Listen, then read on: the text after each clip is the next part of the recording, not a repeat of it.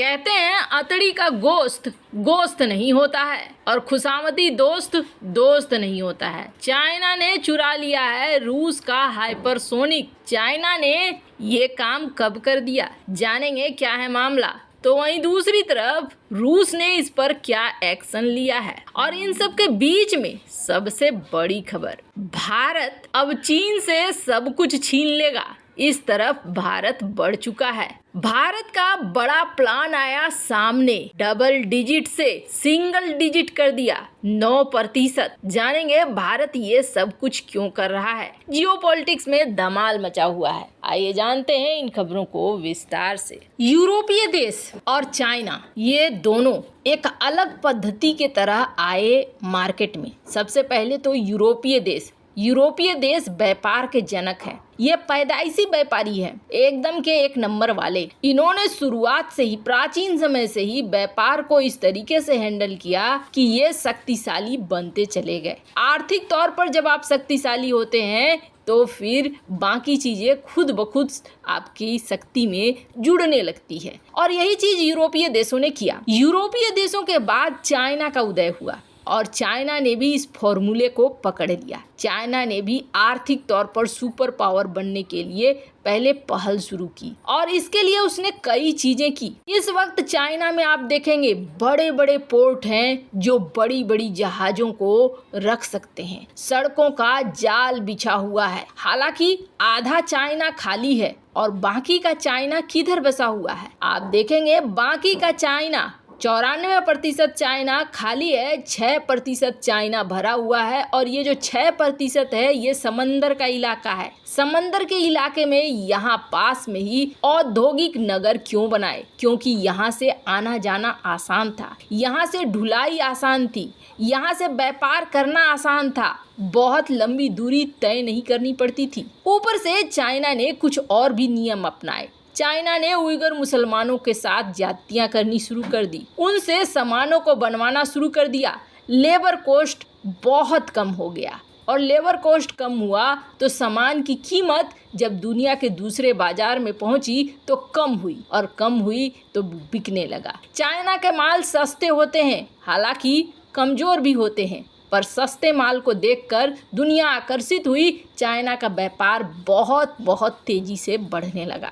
आर्थिक तौर पर चाइना मजबूत हो गया।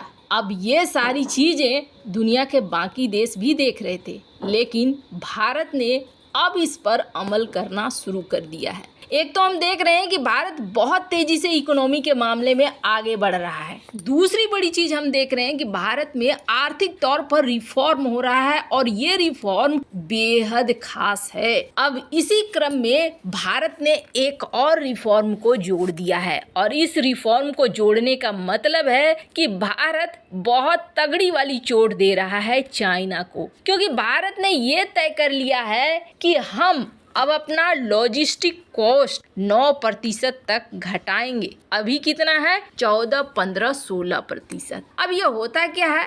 लॉजिस्टिक कॉस्ट आप ऐसे समझ लीजिए, परिवहन का खर्चा, ट्रांसपोर्ट, हाईवे, रोड, जो भी रास्ते इस्तेमाल होते हैं एक्सपोर्ट करने के लिए, उसके पीछे जो खर्चा होता है उस खर्चे को हम 9% घटाएंगे, 9% तक लाएंगे। यानी जो 14, 15, 16 है उसे हम सिंगल डिजिट में लाएंगे। सिंगल डिजिट में लाने से क्या होगा? सिंगल डिजिट में लाने से ये होगा कि हमारे सामान की कीमत भी हो जाएगी कम। अब हमारा लक्ष्य कितना है? इस बार हमारे मंत्री ने, पीयूष गोयल ने इस बात को कहा कि हम चाहते हैं करीब $2 ट्रिलियन का निर्यात करना या बेचना चाहते हैं। हम अब ज़्यादा खरीदना नहीं चाहते हैं, हम बड़ी मात्रा में बेचना चाहते हैं। तो बड़ी मात्रा में आप कब बेच पाओगे? जब आपकी चीज़ होगी सस्ती। और चीज़ सस्ती कैसे होगी? जब उस पर लगने वाले खर्चे को घटाओगे। उस पर लगने वाला खर्चा घटेगा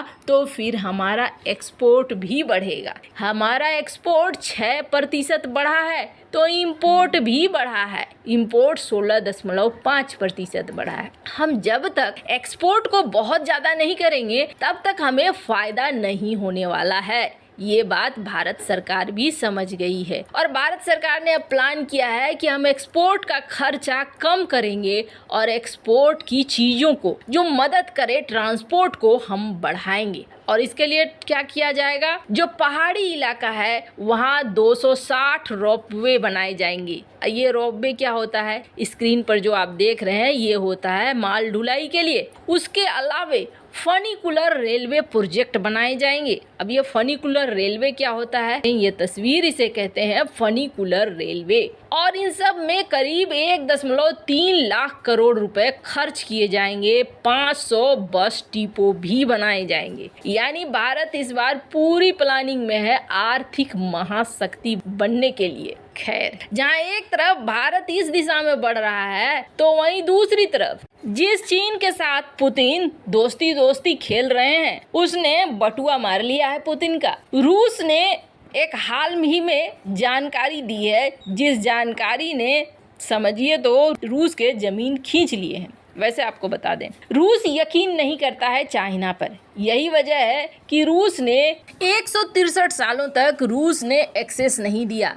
आप देखेंगे सुकोई 57 की परियोजना में भारत को शामिल करने के लिए रूस ने एड़ी चोटी का दम लगा दिया, लेकिन रूस ने चाइना को शामिल नहीं किया। रूस जानता है चाइना चोर है, लेकिन क्या करे, मजबूरी का नाम चाइना है।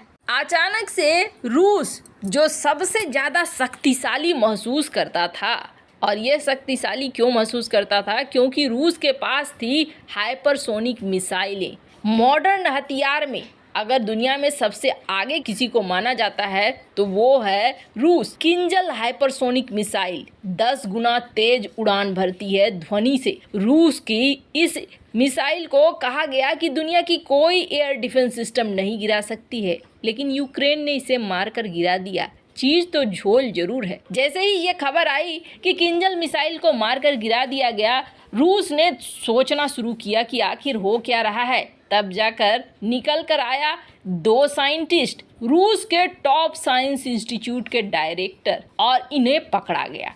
इनको राष्ट्रद्रोह का केस डाला गया। जब निकल कर आया, खंगाला गया कि इन्होंने टेक्नोलॉजी किसे बेचा, तो पता चला कि इन्होंने टेक्नोलॉजी चीन को बेचा है, और वो भी कब, 2017 में।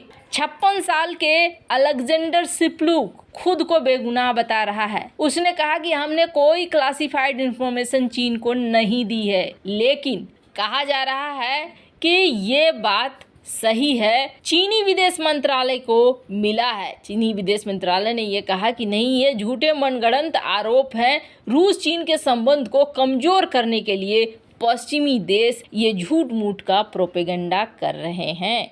खैर, ऐसा कोई सगा नहीं जिसे चीन ने ठगा नहीं। चीन किसी को नहीं छोड़ता है, और चाहे रूस हो या फूस हो। रूस तो काफी पहले से जो प्लान बना है 50 साल का चीन का, उसमें नंबर रखता है। अब ऐसा लगता है रूस को कमजोर करने लगा है चीन। वैसे इन सब मामले में आपकी क्या राय है, कमेंट कर जरूर बताएं। जल्द मिलते हैं अगले वीडियो में नई खबर के साथ।